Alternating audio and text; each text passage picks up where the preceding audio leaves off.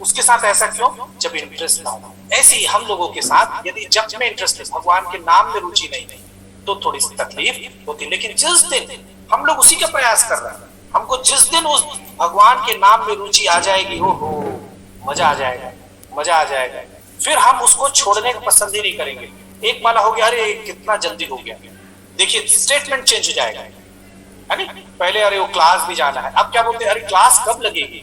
अभी 2-3 दिन क्लास थोड़ा डिस्टर्ब रहा तो कैसा तकलीफ हुआ। लेकिन जो लोग नहीं इंटरेस्ट है वो क्या बोलेंगे, अच्छा हुआ भैया 2 दिन और छुट्टी रहे, इनके यहाँ कोई ना कोई आता रहे, क्लास ही ना हो। तो ये दोनों चीज है, यदि इंटरेस्ट आ गया तो फिर उसमें उसमें डूब जाता है, और जिसको इंटरेस्ट नहीं आया वो बहुत। तो ये सब करना क्यों?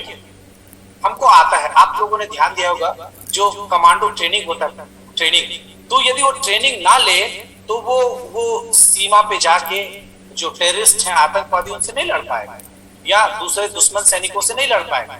लेकिन यदि ट्रेनिंग बहुत अच्छे से हुई है तो वो जाके उनकी बहुत अच्छे से लड़ाई कर पाएगा। ऐसे ही हम इस धरा धरती पे भगवान की सेवा कैसे करनी है, वही भक्ति के माध्यम से सब करते हैं।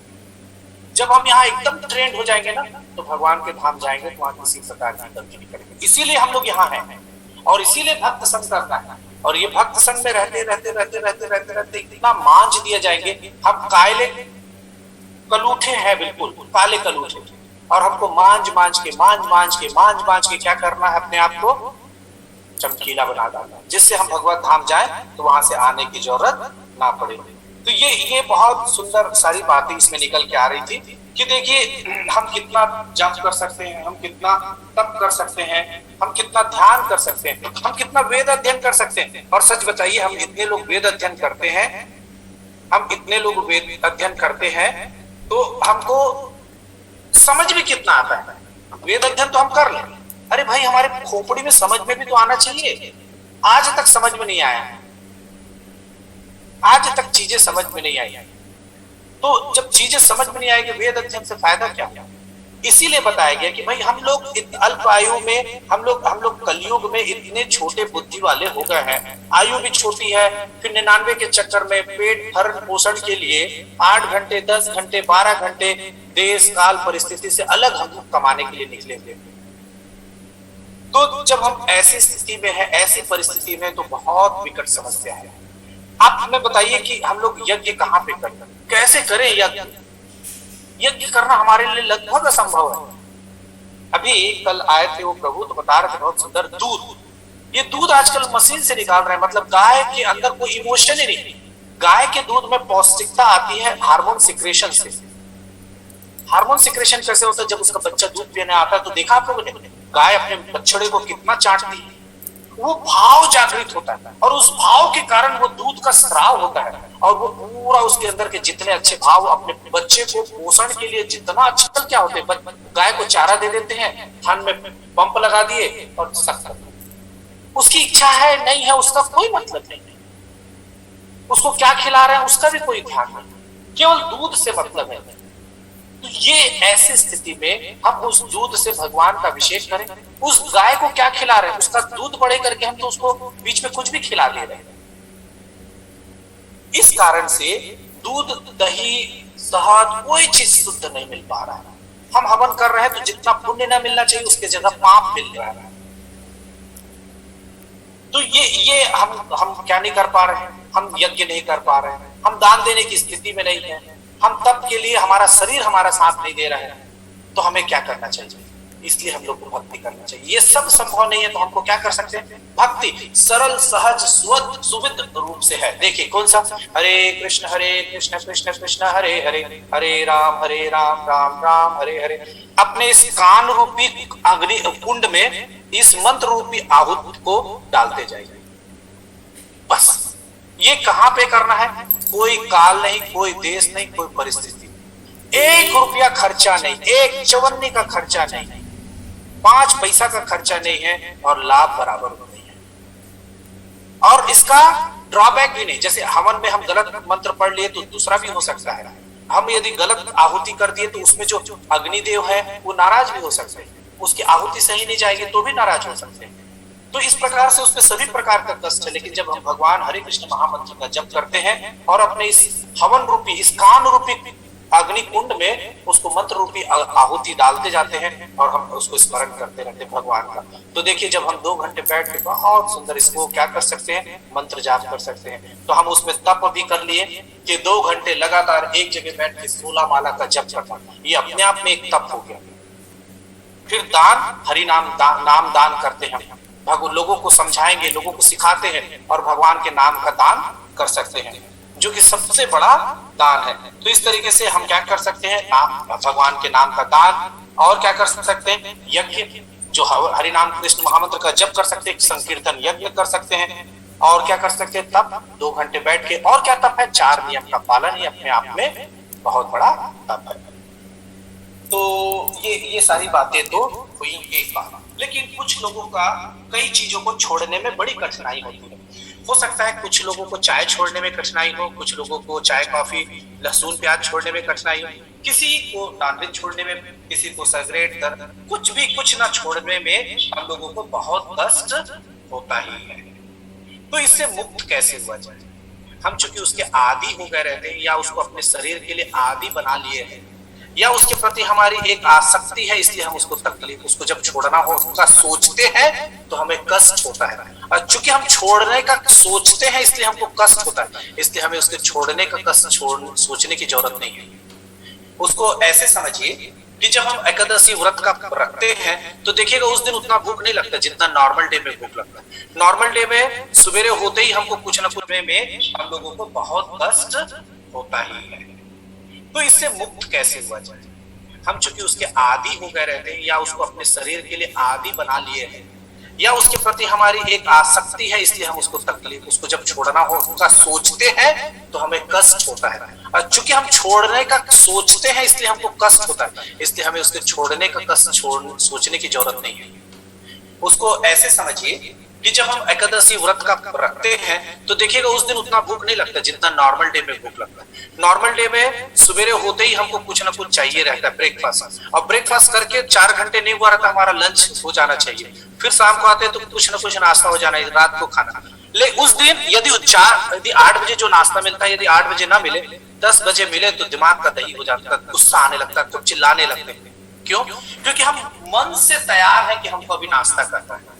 लेकिन वही एकादशी के दिन, किसी व्रत के दिन, या इसको मैं दूसरा उदाहरण दूं, जिस दिन हमारा परीक्षा हो, या जिस दिन हमारे घर शादी हो, या जिस दिन हमारे यहाँ कष्ट हो, तो क्या वही स्थिति हमारे मन की रहती? बिल्कुल नहीं रहती। जिस दिन हम उपवास रहते, मानसिक रूप से तैयार रहते कि नहीं आज तो अभी 12 बजे की बात ही नहीं, तो उस दिन भूख का कोई गुंजाइश ही नहीं रहेगा।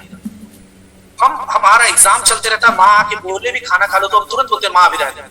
या आपके यहाँ मेहमान, कोई बहुत विशेष मेहमान जिसको आप बहुत पसंद करते हैं वो आने वाला है और उसकी आप तैयारी में लगे रहते हैं, तो आप कितनों घंटे भूखे रहते हैं लेकिन आपको पता नहीं चलता।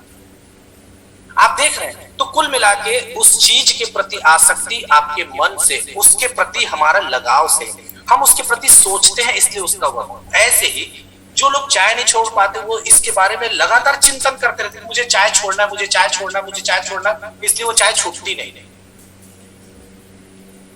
यदि वही आके आपसे, मैं सच बताऊं, जितनी माताएं बैठी यदि वो कहती चाय नहीं छूटता, यदि उनके गर्भ में बच्चा होता और डॉक्टर केवल एक लाइन बोलता कि आपको चाय पिएंगे तो आपका बच्चा ठीक नहीं होगा, मैं झूठ नहीं बोल रहा हूं, दूसरे सेकंड वो चाय छोड़ देती।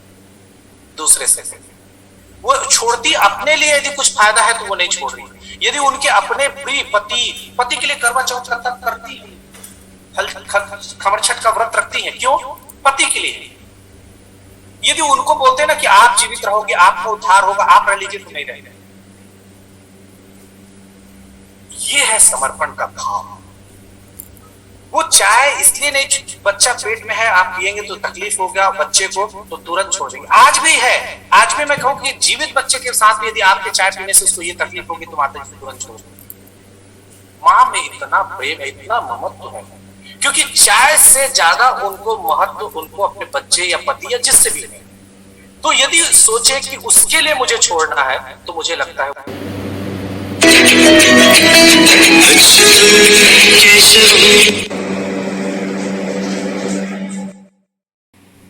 कभी सोचिए आप ऐसे जगह नौकरी कर करने जा रहे हो जिसका कोई फायदा ना हो तो नौकरी करना चाहिए।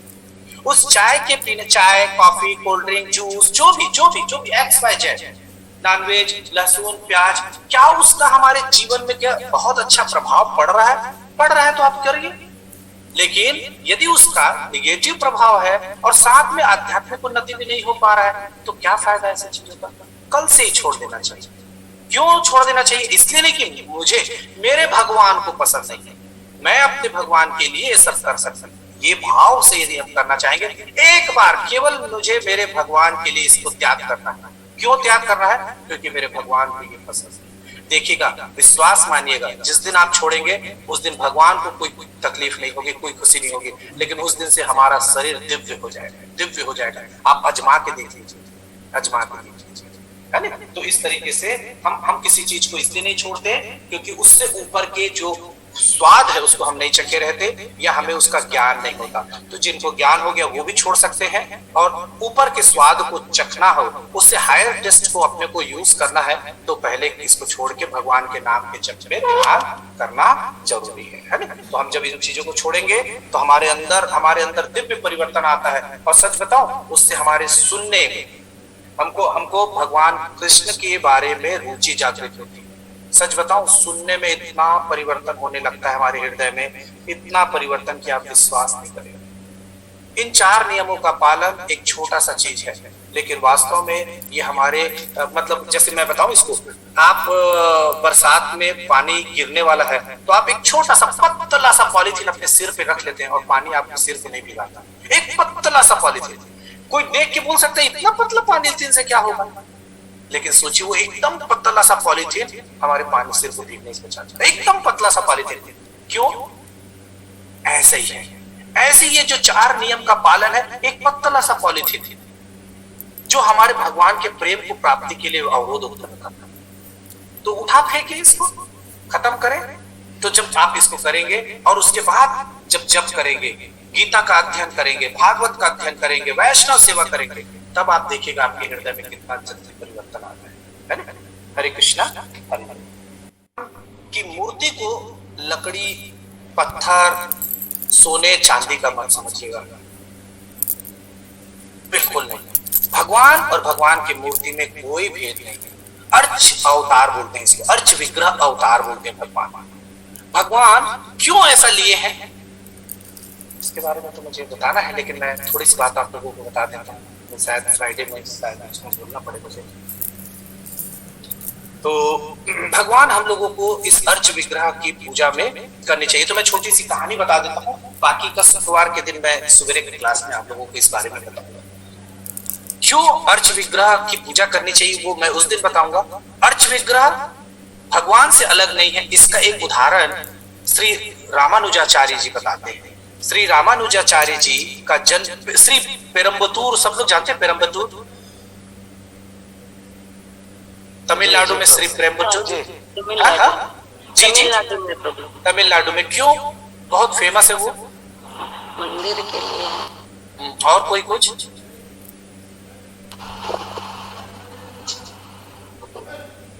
और किसी को कुछ मालूम है क्या पेरम्बतूर के बारे में? राजीव गांधी की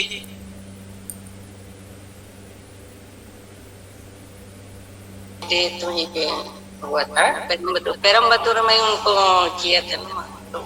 राजीव गांधी की हत्या कहाँ हुई थी? पेरम्बतूर। तो अभी सबको यही मालूम है कि राजीव गांधी की हत्या पेरम्बतूर में हुई थी और पेरम्बतूर इसीलिए फेमस है, लेकिन ऐसा नहीं है। श्री रामानुजाचार्य का जन्म स्थान है कौन? श्री पेरम्बतूर। लेकिन वो रंगनाथ के बहुत बड़ा भक्त थे। और रंगनाथ कहाँ है?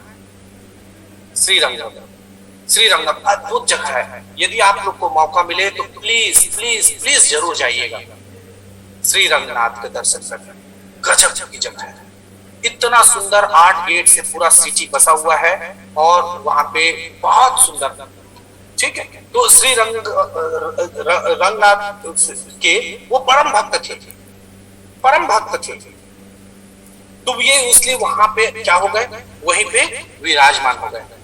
और वहीं पे भगवान की भक्ति करने लगे। लेकिन सिर्फ कोयम्बतूर में जो उनके पुराने दोस्त यार या उनके जो शिष्य थे, उनको बड़ा दुख होने लगा कि अब रामानुजाचार्य जो है वो आते ही नहीं करके। तो एक बार वो सब श्रीरंगम गए और रामानुजाचार्य से भेंट किए और रामानुजाचार्य से बोले कि आप यहाँ रहते हैं, वहां नहीं आते, आप दोनों जगह आए।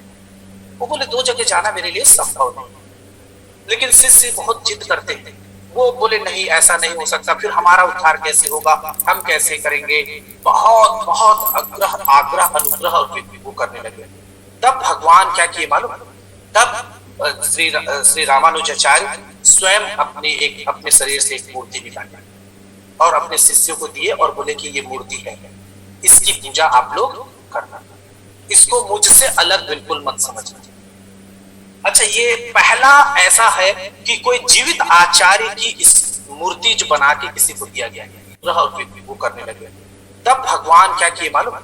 तब श्री रामानुजाचार्य स्वयं अपने शरीर से एक मूर्ति निकाली और अपने शिष्यों को दिए और बोले कि ये मूर्ति है, इसकी पूजा आप लोग करना, इसको मुझसे अलग बिल्कुल मत समझना। अच्छा, ये पहला ऐसा है कि कोई जीवित आचार्य की इस मूर्ति जो बना के किसी को दिया गया, नहीं तो कोई भी जीवित रहता उसकी मूर्ति बनाने का प्रचलन नहीं। ये पहला केस है भारतीय इतिहास में जिसमें ये मिलता है। श्री रामानुजाचार्य ने स्वयं किया। फिर ये पेरम्बचूर लेके चले गए, उनके शिष्य खुश हो गए, बोले ठीक है, और वहां जाके उनका प्राण प्रतिष्ठा करने लगे। श्रीरंगम में श्री रामानुजाचार्य जी प्रवचन दे रहे थे और अचानक उनकी आंख से ब्लीडिंग होने लगी। सारे लोग जो शिष्य थे वो परेशान हो गए और श्री रामानुजाचार्य से जाके बोलने लगे, बोले गुरु महाराज ये क्या हो रहा है? आपके आंख से आंसू कैसे, आपके आंख से खून निकल रहा है, ऐसे कैसे हो रहा है? बोले जो मेरे भक्त पेरम्बचूर में है, उस जो लेके गए हैं उसको केवल एक मूर्ति के रूप में पूजा कर रहा है, उसमें वो मेरा स्वरूप का दर्शन नहीं कर पा रहा, इसलिए मेरे आंख से। मैं ये बात आज आप लोगों के बीच में क्यों रख रहा हूँ? कृपया भगवान को अपने हृदय में स्थापित करते हैं तो जो मूर्ति है उसमें भगवान का हम लोगों को साक्षात्कार करना चाहिए। उसको लकड़ी का, उसको पत्थर का, उसको मेटल का नहीं मानना। ये भगवान को अपने हृदय से हम लोगों को क्या करना है? बांध लेना। और हमारे हर कार्य में भगवान को क्या करना है? सम्मिलित करना है। आप एक बार करके देखिए, अद्भुत होती है। कभी आप पूरे घर में पूरे दिन अकेले रहिएगा, लोग कहते हैं कि अकेलापन लगता है, बिल्कुल नहीं लगेगा। यदि आपके घर में भगवान है और यदि भगवान के साथ आप रहते हैं, भगवान, हम लोग बोलते हैं कि हमने भगवान को रखा, नहीं, हम भगवान के साथ हैं। ये भाव से जब हम रहेंगे हमें कभी अकेलापन नहीं लगेगा। जैसे एक बच्चे को उसकी माँ रहती है, वो भले दिन भर काम करते रहे, कहीं बिजी रहे, उस बच्चे को कभी अकेला नहीं लगता। ऐसे ही हमको हमारे भगवान में, यदि घर में हमारे भगवान स्थापित है, हमें कभी भी अकेलापन नहीं लग सकता, लग ही नहीं सकता, हो ही नहीं सकता। और ये बात मैं अनुभव करके आपको ये बात रख रहा हूँ। ये बात मैं खुद महसूस करता हूँ कि जब हमारे यहाँ अल्टर रहता है, भगवान का समय ही नहीं मिलता या सोच का भी समय नहीं मिलता कि मैं खाली हूँ। आपको हमेशा भगवान का स्मरण रहेगा, ध्यान रहेगा। मेरी बात समझ रहे हैं? तो मूर्ति को मूर्ति के रूप में मत समझिए, बहुत सुंदर उसको प्यार कीजिए, उसके साथ संबंध स्थापित कीजिए और अपने जीवन को सफल बनाइए। जी प्रभु जी, जी प्रभु जी, प्रभु जी। ब्रह्मपुत्र नदी केवल एकमात्र ऐसी नदी है जिसको क्या मिला है मालूम? श्राप। हम लोग जब कभी भी बनाते हैं गंगा च यमुना च नर्मदे च सरस्वती च कावेरी च गोदावरी, ये 6 सारी नदियों को, पवित्र नदियों का स्मरण करते हैं और अपने आवाहन करते हैं इनको अपने गंगा जल बनाने के लिए, अपने आचमन पात्र में भगवान के लिए जो आचमन जल बनाते हैं उसमें। लेकिन ब्रह्मपुत्र को नहीं। क्यों मालूम? ब्रह्मपुत्र भगवान ने श्राप दिया। भगवान ने श्राप क्यों दिया मालूम? क्योंकि जितनी भी नदियां हैं वो सब स्त्री हैं, केवल ब्रह्मपुत्र जो है वो आदमी है। सारी नदियां स्त्री हैं, चाहे यमुना है, एक ही पुत्र है। हाँ, एक ही नदी है। इसको एक्चुअली में नदी नहीं बनना था, इसको तीर्थ बनने के लिए बोला गया, लेकिन ये माना नहीं और ये नदी बन गई, इसलिए भगवान ने इसको श्राप दिया। इसलिए इनकी पूजा बस नहीं होती, बाकी सारी नदियों की। हरे कृष्णा, हरे हरे। चलिए, तो आज हम लोग